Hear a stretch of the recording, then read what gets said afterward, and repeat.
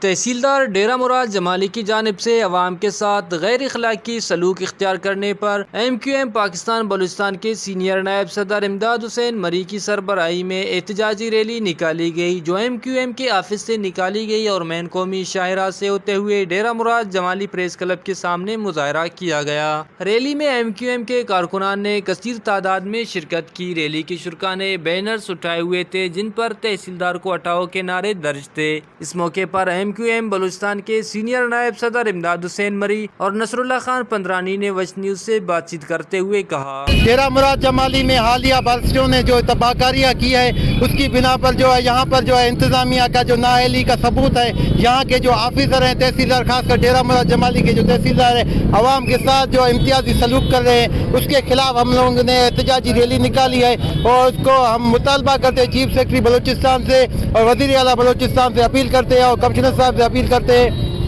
کہ جلد سے جلد جو ہے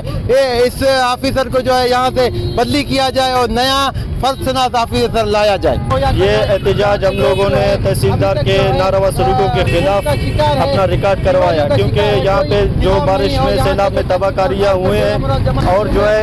اخلاقی بنیاد پر بھی وہ ان کا سلوک شہریوں سے ٹھیک نہیں ہے، جن کی میں سخت الفاظ میں مذمت کرتا ہوں اور DC سے کمشنر سے میں اپیل کرتا ہوں کہ جلد از جلد ایسے تحصیلدار کو یہاں سے معطل کر کے اور تبادلہ کر کے